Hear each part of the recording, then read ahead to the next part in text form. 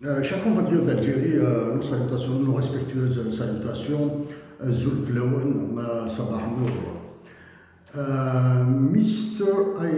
Ajay Bonga, President of the World Bank, Ms. Kristalina Georgieva, Head Manager of the IMF, Chris Gabrigat, Leader of the IMF Mission to Algeria, and Thierry Tresser, Senior Economist at the IMF, our greetings.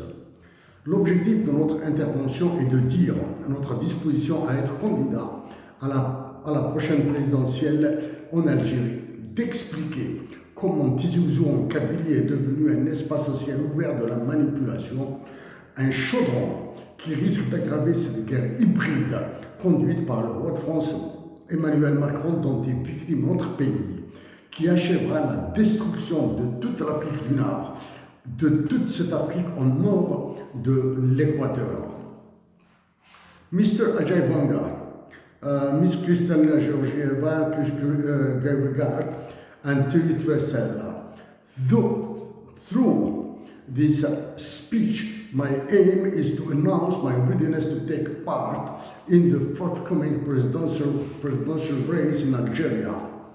My motherland and its nation are already in the hellfire damnation.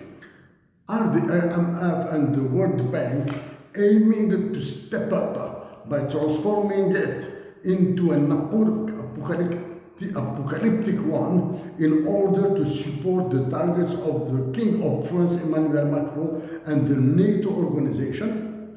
Ma patrie et sa nation sont dans un enfer. Est-ce que le FMI et la Banque mondiale veulent la transformer en apocalypse pour servir les intérêts du roi de France Emmanuel Macron et des puissances de l'OTAN? Chers compatriotes d'Algérie, chers frères et sœurs, si nous adressons aux décideurs du Fonds monétaire international et de la Banque mondiale, parce que ce sont eux les présidents et gouvernements économiques de l'Algérie. Si nous réussissons à surmonter l'épreuve de la candidature à cette présidentielle imposée par un coup d'État, nous ferons une campagne électorale uniquement dans les villes du sud de l'Algérie que sont Borj Beji Mokhtar, Ain Gzem, Tamanrasset, Adrar, Janet et Tindouf, si le tour de toutes ces villes nous est possible. En premier lieu, dans l'intérêt de la nation et de la patrie Algérie. Nous accepterons de discuter, de dialoguer, de négocier, y compris avec le diable. L'actuel étant le criminel de guerre Benjamin Netanyahu. To the leaders of the IMF and the World Bank, first of all, for the sake of the interests of the Algerian nation and its patrie, we are open to any discussion, dialogue, and negotiation, even with the devil, even with the criminal of war, the Prime Minister of Israel, Benjamin Netanyahu. Mr. Ajay Bonga, Ms. Kristalina Georgieva, Chris Gabrigat, and Thierry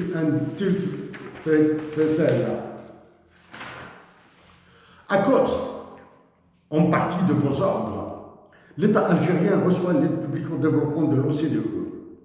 La nation algérienne est donc officiellement pauvre et le pays Algérie est sous-développé. D'après vos chiffres que nous reprendrons après, ce que nous avons démontré en 2015 s'est réalisé. Donc, nos anticipations sur le massacre de notre pays se sont vérifiées. Commençons par la situation courante en Algérie. Comme la destitution conduite par le précédent chef d'état-major de l'armée qui a abouti à l'actuelle calamité que vit notre pays, celui-ci, en plus de l'avoir aggravé, nous parlons de cette calamité bien sûr, mène notre patrie directement vers l'explosion et la partition. Incapables de conduire une révolution des huiles, les généraux patriotes sont au silence, acceptent de se faire diriger formellement par un Saïd Chengeya ignare et des généraux tapis dans l'ombre qui constitue le plus grand désastre post-indépendance de l'Algérie. L'occupant d'El Mouradia, cette conciergerie annexe de l'Élysée, est en train de prier Emmanuel Macron de le sauver. La nation algérienne doit s'attendre à une très probable annonce de sa visite officielle en France ou à un défilé de ministres français en Algérie. À défaut de ces visites, avec son immense capacité de nuisance, Emmanuel Macron activera ses intermédiaires anonymes et puissants, ses anciens des services secrets qui ont été dans son ambassade à Alger et les médias français qui lui sont inféodés. Actuellement, les signaux émis par les agents de Macron Emmanuel au sein de l'état-major de l'armée et de l'occupant de la présidence disent qu'il leur a ordonné de se calmer et de trouver un compromis pour qu'il leur redonne son quitus pour plus de répression en Algérie. Qui a entendu Emmanuel Macron prendre position pour la libération des détenus politiques dans les prisons algériennes? Qui a entendu Emmanuel Macron dénoncer la corruption française et occidentale en Algérie, ainsi que la fuite des capitaux de l'Algérie vers la France? Si la nation algérienne accepte de fonctionner avec un président et état-major coopté ou imposé par Emmanuel Macron, lesquels feront plaisir aux autres pays leaders de l'OTAN, si les élites universitaires algériennes plient devant les massacres projetés par le FMI et la Banque mondiale, il faudra que le peuple se déclare complice dans l'insulte faite à ces révolutionnaires et révolutions. Il doit aussi se déclarer aussi faible que les peuples qui nous entourent en Tunisie, Libye, Tchad, Niger, Mali, Burkina, Sénégal, Mauritanie et Maroc. Nous rappelons que nous allons concentrer notre argumentation pragmatique sur Tizi Ouzou à travers ses chanteurs, la JSK, ses magistrats et lois, la société civile et cardinalement la majorité de toute l'Algérie.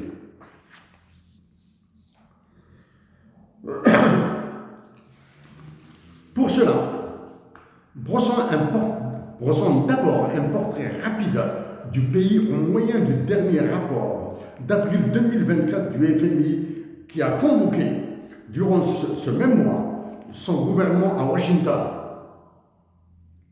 Durant ce même mois d'avril, le gouvernement algérien a été convoqué à Washington, ainsi que le gouverneur de la Banque centrale. Les chiffres du FMI sont bizarres. S'ils donnent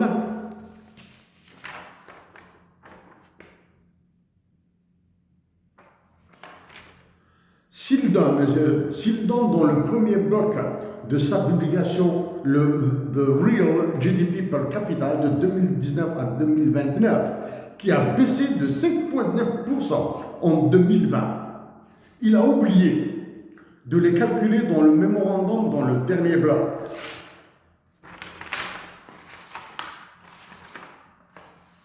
Ici,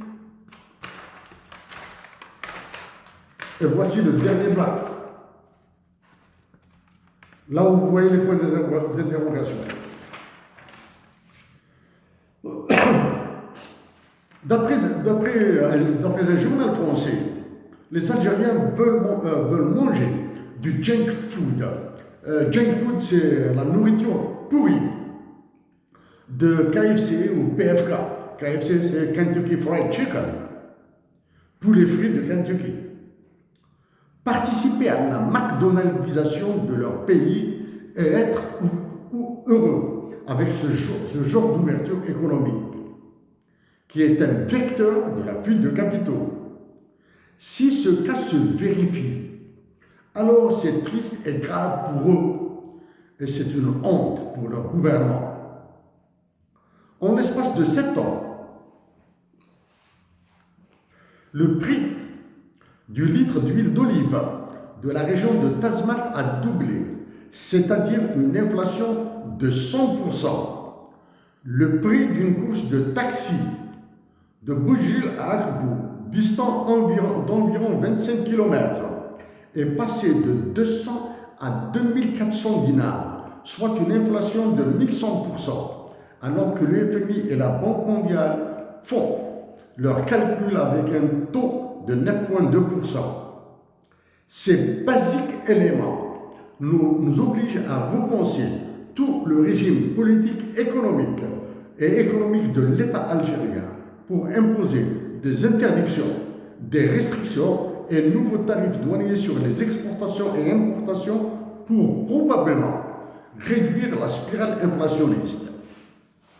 Si les économistes du FMI et de la Banque mondiale répondent par une théorie jamais vérifiée qui consiste à manipuler le taux directeur de la Banque centrale, le taux directeur ou le taux à un jour, aucun d'eux ne dit l'impact de l'inflation sur l'éducation et la santé.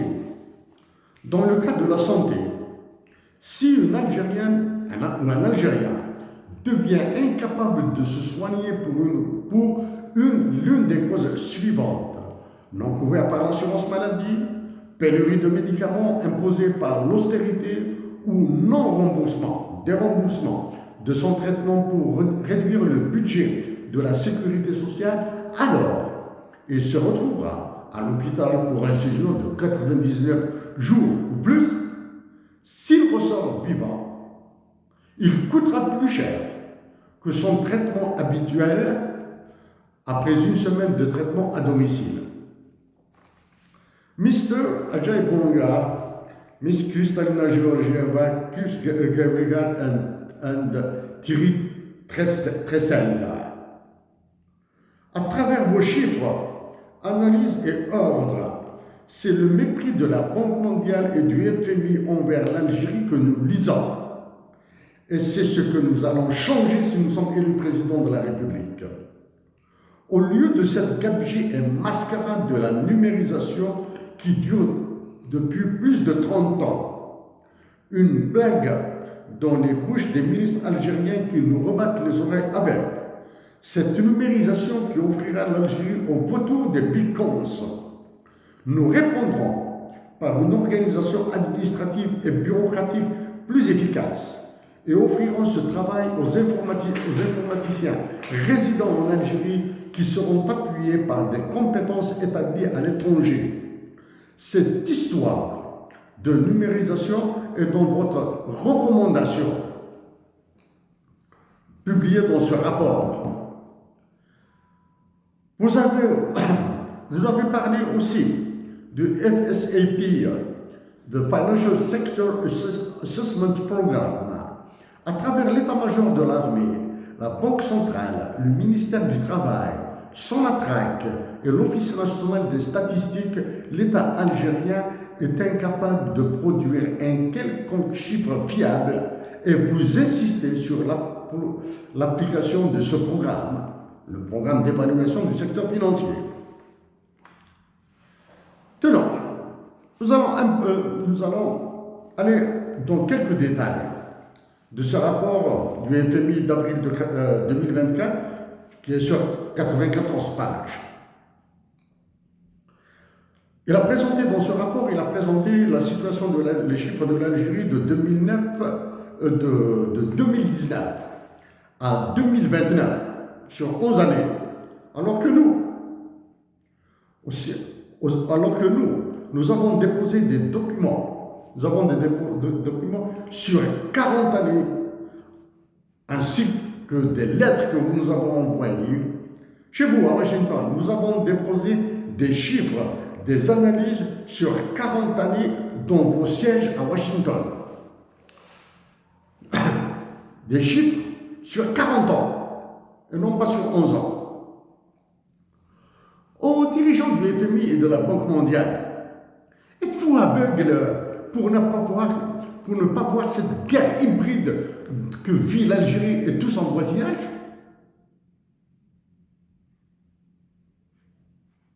Aussi, pour relancer l'économie en Algérie, il faut des travailleurs patriotes, motivés et productifs. Actuellement, ils sont abattus et découragés, puisque le climat des affaires et les libertés qui lui sont consubstantielles sont un abcès de fixation dans vos analyses. Aucun mot, même pas une allusion aux détenus politiques en Algérie, en relation avec l'économie. Parmi ces détenus que nous considérons innocents, il y a Ihsan El-Khadri, condamné pour une débilité judiciaire, portant sur un financement, alors que cette misère des private equities est encouragée dans le lancement de cette autre ineptie linguistique dans les pays sous-développés comme l'Algérie et que sont les startups. Il est évident que vous êtes conscient que ce que vous avez fait et fait subir à l'Algérie se déroule dans un environnement de guerre sanglante. Nous les rappelons pour vous et nous les rappelons pour les Algériens qui ont moins de 35 ans. Entre 1985 et 1989, c'est l'introduction de Tina qui a exigé le déclenchement de la tragédie d'octobre 88 durant laquelle des assassinats sans sommation ont été commis et des enfants ont été torturés. Après le passage de Michel Consu, ancien directeur général du FMI à Alger, si le gouvernement de Mouloud Hamrouche a été passif, celui de Sid Ahmed Rozali a été le gouvernement actif et destructeur. À partir de 1990, entrer dans une double guerre, une guerre civile et une guerre contre les civils, ce sont des mots de Hussein Ahmed. L'Algérie a plongé dans une crise de liquidité financière qui a lancé comme un bolide la destruction de l'économie de l'Algérie.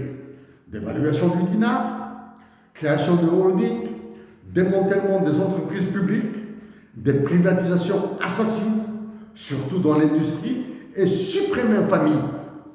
Distribution sans garantie de l'argent public pour des investissements stériles, devenus une créance non recouvrée et non recouvrable. Ce torrent d'argent a alimenté une tornade inflationniste, une trappe de liquidité financière, une prédation adossée à des généraux de l'état-major ou placés dans la haute administration publique. L'assassinat du révolutionnaire Mohamed Boudiaf était l'acte prospectif qui a annoncé ce qui se passe actuellement. Les années 2000, marquées par une autre et terrifiante récession économique, l'explosion du chômage et la continuation du démantèlement du secteur public sont dans la mémoire ensanglantée de la nation dans les assassinats massifs commis y compris par des snipers avec un effarant nombre d'handicapés à vie, ont fait sombrer la Kabylie dans une tragédie comparable à celle de 8 mai 45. Ce massacre a été le masque des ravages, de l'incompétence, de la soumission des dirigeants algériens et des ordres du FMI et de la Banque mondiale. À vous, président, directeur et économiste du FMI et de la Banque mondiale, l'assassinat d'un enfant de 13 ans durant les événements de 2000 en Kabylie, l'assassinat d'un enfant de 13 ans, Abdelhafid Mesenti, et d'une mère, Nadia Abba, sont parmi les images les plus horribles qui nous hantent. À partir de 2010, c'est la perte de souveraineté sur toutes les richesses naturelles et les espaces maritimes, ainsi que la partie sud du pays qui a été visée. Les soi-disant députés et sénateurs algériens sont vos agents d'exécution. Loin de la vie de la nation, ils ont commencé par approuver l'actuelle constitution rédigée par des Algériens et que nous avons qualifiée d'antipatriotique, criminelle. Et sa version précédente, sa version précédente, que nous avons traitée de bâtarde. Ensuite, ils ont voté la montagne de lois que vous avez ordonnées. Des lois tout aussi criminelles les unes que les autres, alors qu'ils n'ont jamais proposé une pour protéger la nation. Se sucrant avec de gros salaires et autres facilitations pour d'autres largesses. Les lois votées servent d'armes de condamnation à tort et à travers, bondies par certains magistrats d'une justice intégralement privatisée pour envoyer des innocents en prison. De ce qui précède, et comme dans d'autres pays dans le monde, la dictature militaire et le personnel politique nul qui massacrent sans honte leurs compatriotes, ni respect pour les révolutionnaires qui ont libéré la patrie, sont appréciés du FMI, de la Banque mondiale, qui, pour essaimer l'ultralibéralisme et l'ultracapitalisme, refusent de se prononcer sur ces crimes. Et pour faire un monde honorable, ils promettent une croissance inclusive et fausse protection de l'environnement.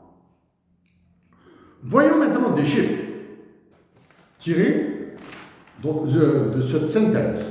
Selected Macroeconomics Indicators 2019 and 2029. Le nominal GDP growth, la croissance nominale du produit du PIB. En 2020, la récession a été sauvage, moins 9,5%. Et les Algériens sont restés tranquilles, Dieu merci. En 2021 et 2022, la croissance a été, s'il vous plaît, de 20,4% et 27,3%. Dans ce cas, les politiques et économistes algériens auraient mérité des statuts et le modèle qui lui a été appliqué aurait dû être généralisé à toute l'Afrique. Le FMI et la Banque mondiale auraient dû recevoir le prix Nobel en économie.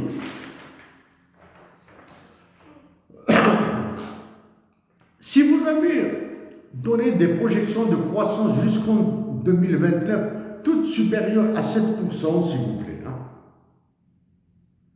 Le GDP par capita, le revenu par tête d'habitant, est cependant vide.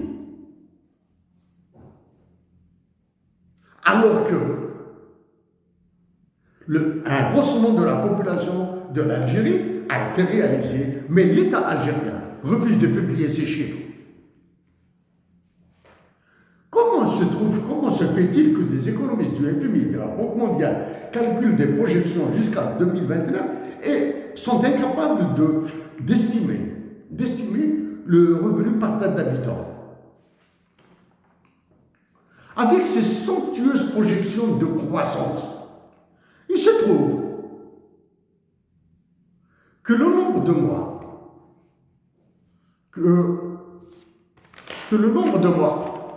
ici,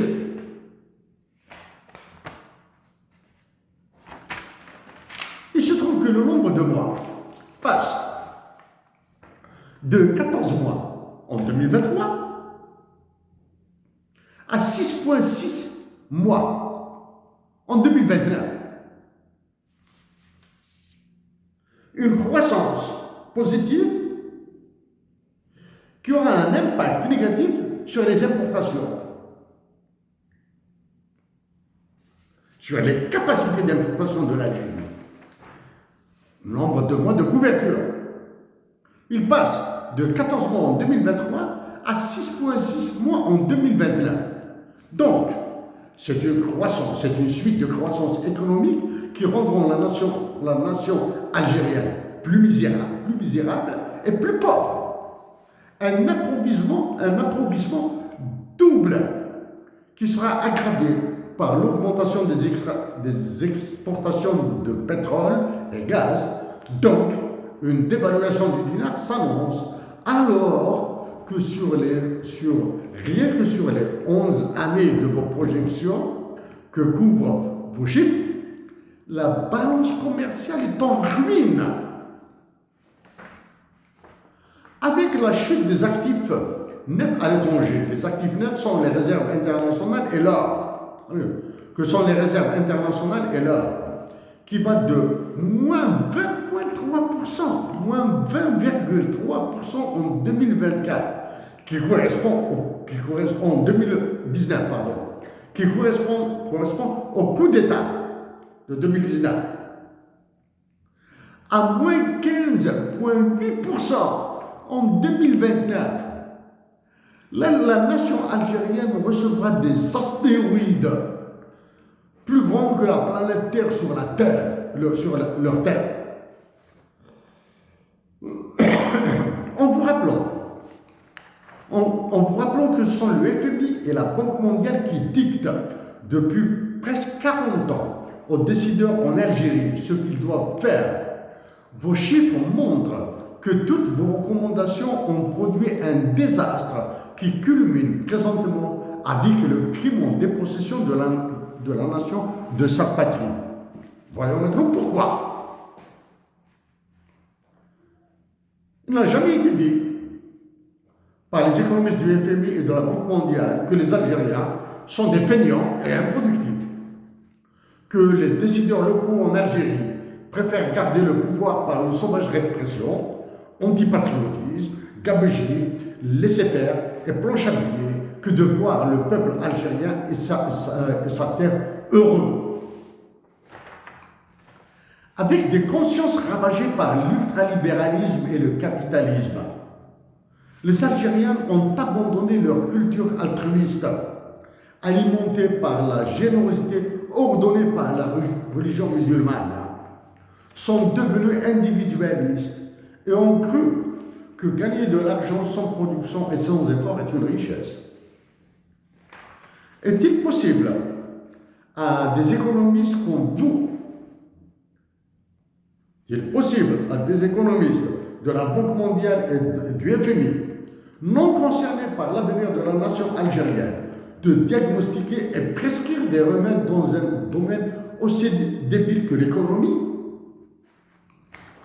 Si vos recommandations ont été les bonnes, le désastre courant, résultat d'un pouvoir politique et militaire inepte, aurait été évité.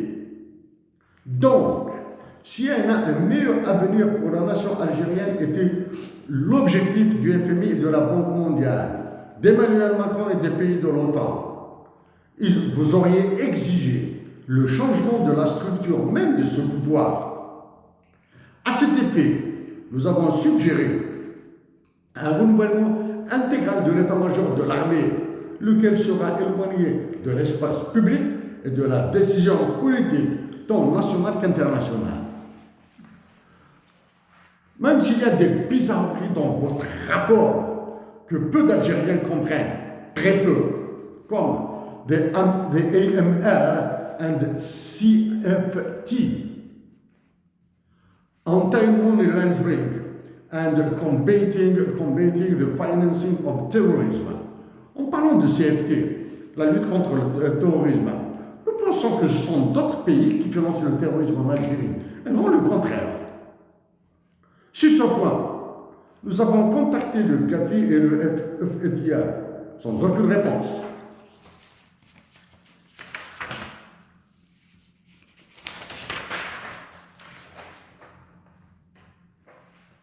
Donc, passons maintenant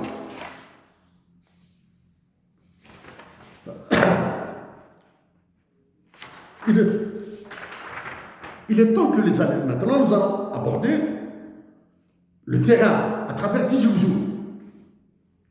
Nous aborderons la situation en Algérie. Après ce que nous avons dit, nous aborderons la situation de l'Algérie à travers la région de Tizi Ouzou.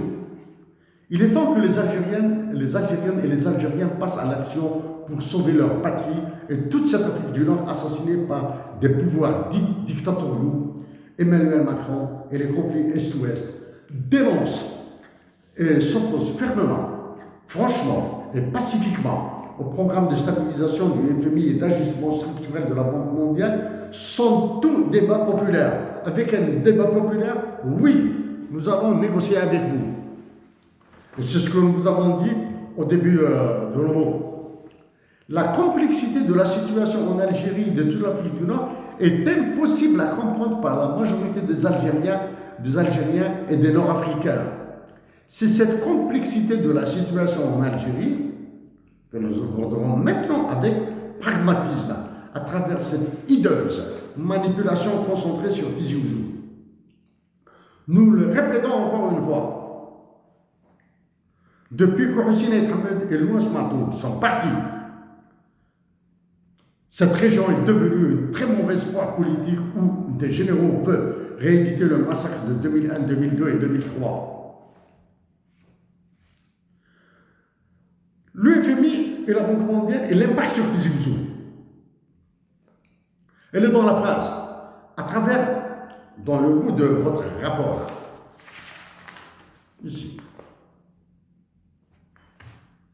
Including by shielding non-strategic and growth-making ones. Le FMI a ordonné à l'État, au gouvernement algérien de privatiser ou bien de céder aux dynasties symboliques peut-être, à des concentrations de mafia en Algérie, des entreprises qui font des pertes.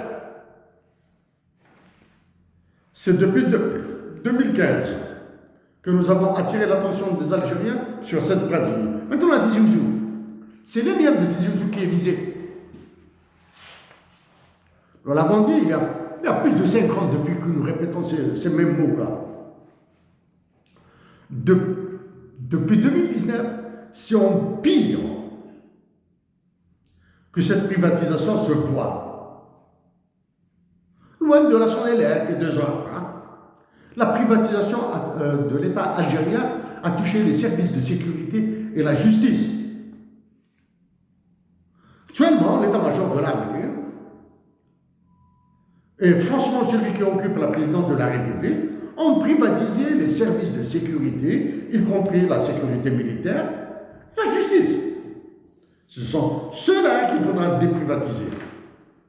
Il y a presque 2 mois de cela, nous avons parlé de cette foire sur les lois portant privatisation et accession à la propriété privée votée par vos députés sous le vocable de l'accès à la propriété privée.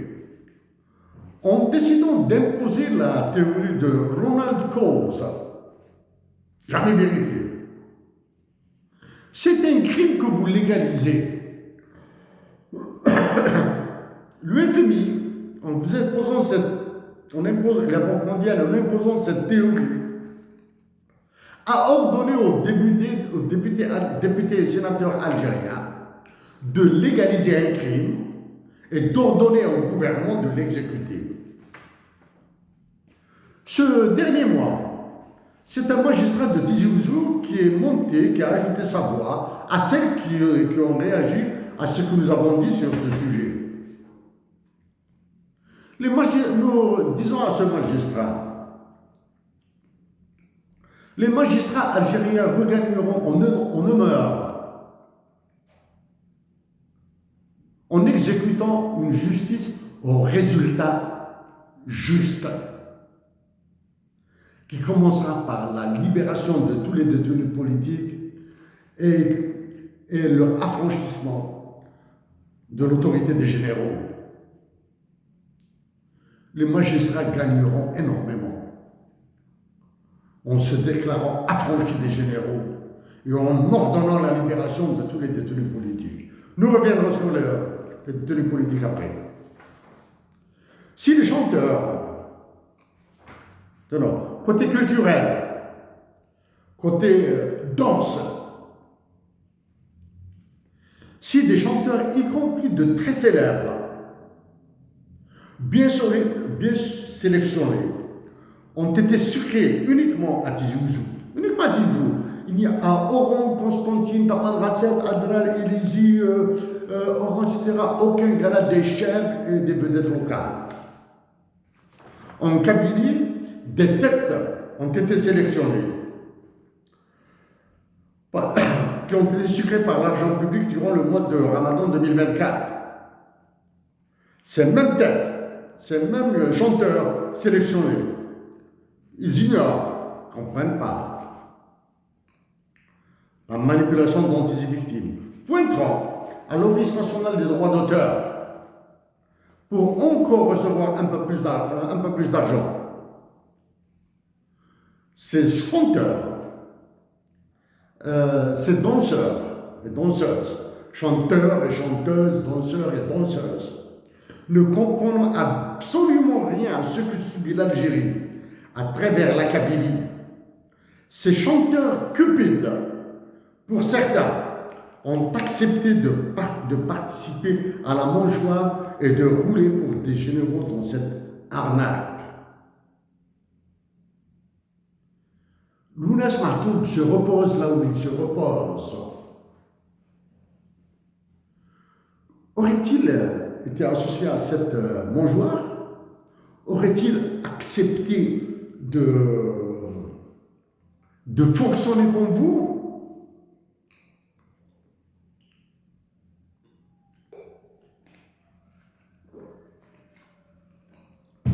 Si l'économie de marché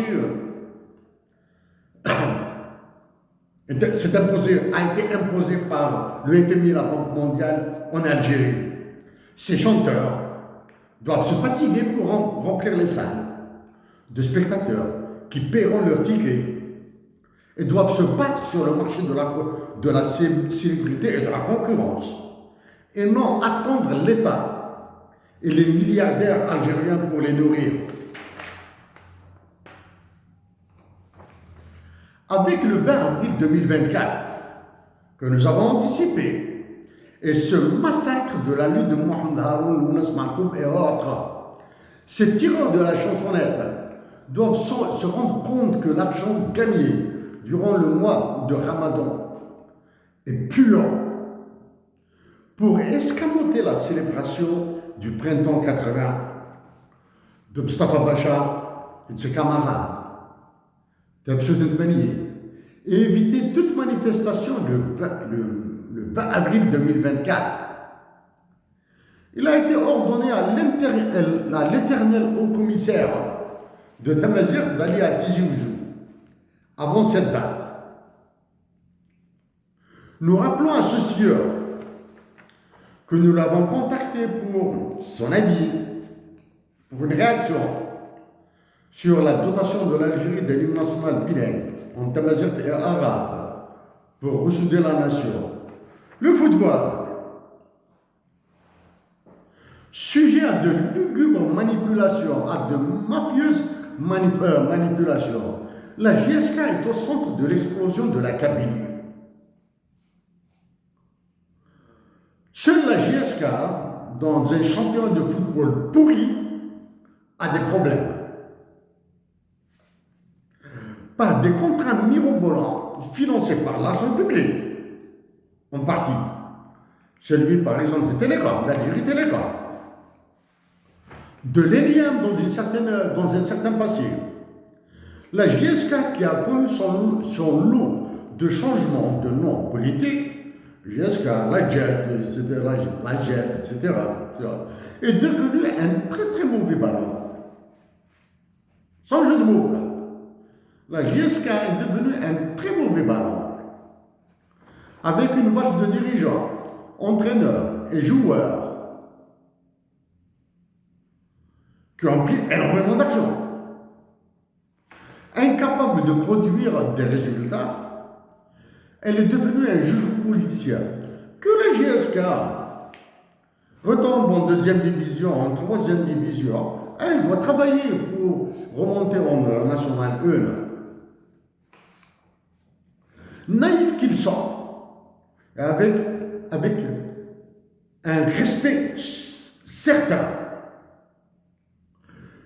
de notre part, des joueurs à très grande valeur, à très grande valeur morale et sportive, ignorant le foutoir dans lequel ils s'embarquent,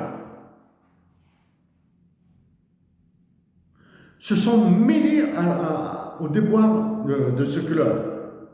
Parmi ces joueurs, parce que nous les apprécions énormément, il y a Moussa Saïb et Jamel Menab.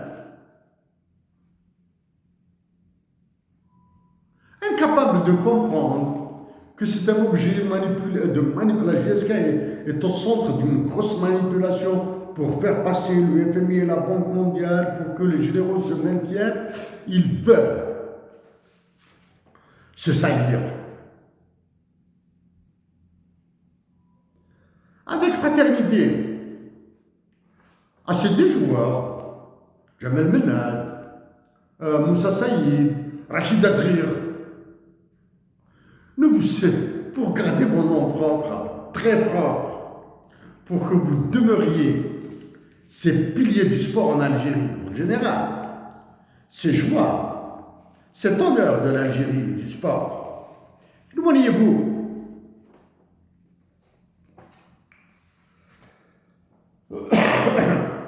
revenons sur la privatisation de l'ENIA.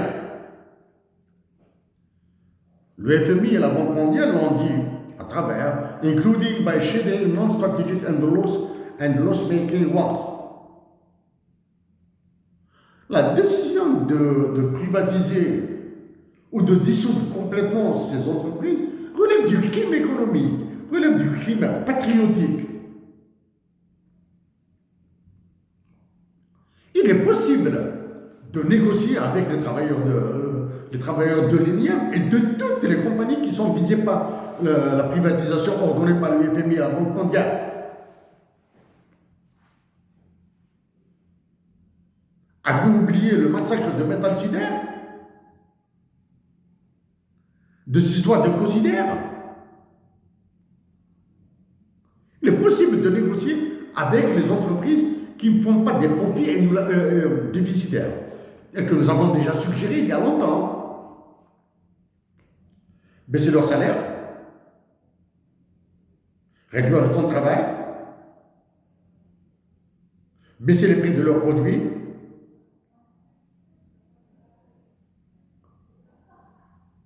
il est possible de maintenir l'emploi. Les travailleurs algériens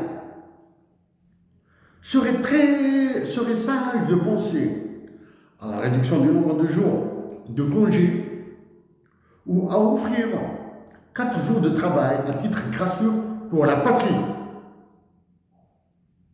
Et l'État doit penser à un salaire horaire et abandonner cette histoire de points indiciaires. Et il est possible, en combinant la protection de la production nationale, en protégeant par des barrières tarifaires, par des quotas, par des restrictions, les importations, de relancer toute la dynamique de la production en Algérie, de la préservation de l'emploi. Enfants à 13 ans et à 18 ans, nous avons travaillé durant nos vacances scolaires dans des établissements de confection de vêtements qui ont été tous fermés à cause du FMI et de la Banque mondiale, à cause de l'explosion du prix du fil, du tissu et bien sûr, des équipements industriels, des machines à coudre, etc. Nous avons travaillé. C'est là-bas que nous avons commencé à gagner nos salaires durant les vacances scolaires. Ce sont des établissements de nos oncles à Alger.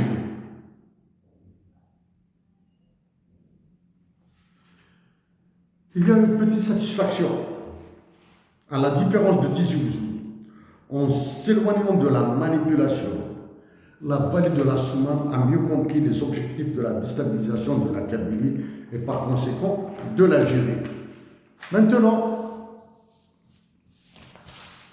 que nous avons parlé de la situation courante en Algérie, si nous sommes élus président de la République, et nous le répétons, nous ne ferons de campagne électorale que dans les villes du Sud. Ainsi, les premières décisions que nous prendrons, ça y est, là, on sort du cadre réfléchir, oui. Nous prendrons des décisions Ensuite, nous allons lancer des chantiers de réflexion, comme la constituante, auprès de la nation algérienne.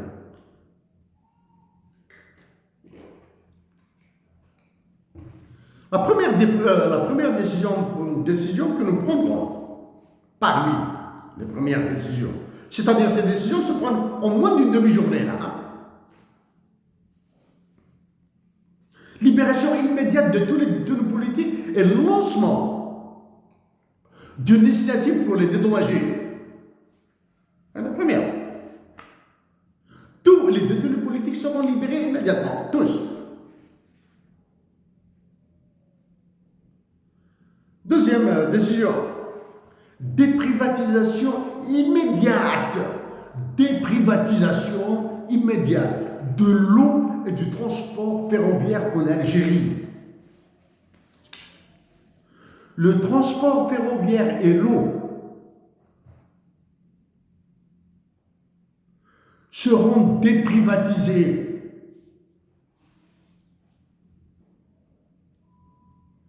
Ceux qui se sucrent avec l'eau nationale doivent commencer à réfléchir dès à présent. Doivent commencer à réfléchir dès à présent.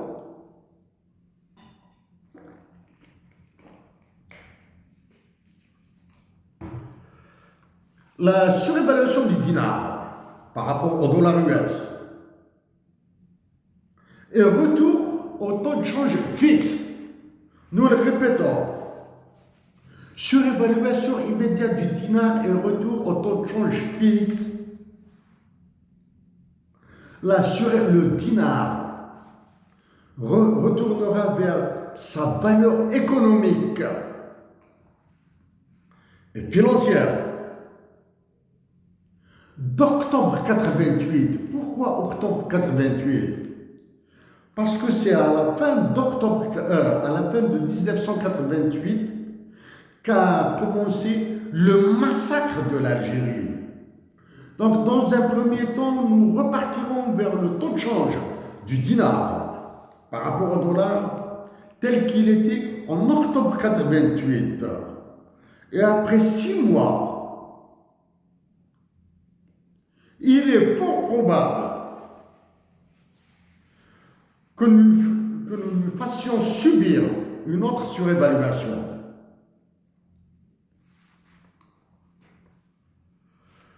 L'indépendance de la Banque centrale, c'est quasiment relève d'une eschatologie religieuse du capitalisme. Sera redéfinie, la Banque centrale doit travailler avec le Trésor public, le gouvernement,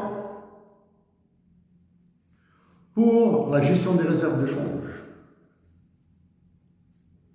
L'histoire de la convertibilité, ça, il est autre question d'en parler. Convertibilité du dinar.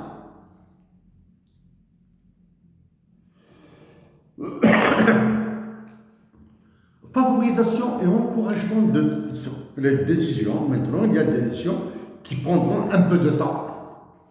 Favorisation et encouragement de toutes les générosités, entraide et bienfaisances tant culturelles, c'est-à-dire religieuses, que culturelles. Prise en charge intégrale par l'État de tous les enfants abandonnés ou en situation de danger par l'offre d'un foyer, d'une éducation et de soins médicaux. Il n'y aura plus d'enfants dans les rues d'Algérie. Seront tous protégés. Suspension immédiate des lois sur l'accès à la propriété privée des biens sociaux, économiques financés par les fonds publics ainsi que ressources naturelles, telles que les terres, l'eau et les forêts. Action nationale et internationale pour la cessation de la guerre hybride dont est victime notre pays et évitement de la désintégration du pays. Élaboration des traités de paix avec les pays voisins. revivification de l'esprit de la révolution et des révolutionnaires algériens au sein de la nation, suppression de l'enseignement de Tamazight dans les écoles primaires et dotation de la patrie de l'hymne national bilingue en arabe et tamazight. L'enseignement de Tamazight dans les écoles primaires sera supprimé. Nomination d'un civil à la direction politique du ministère de la Défense nationale. Nomination d'un civil à la direction politique du ministère de la Défense nationale. Il est probable qu'un vice-ministre de la Défense nationale lui soit accolé, ajouté, parce que c'est immense ce qui attend l'État algérien dans la défense nationale. Recréer des services secrets aussi efficaces que ceux qui ont été créés par l'IMCIBI demande beaucoup de choses.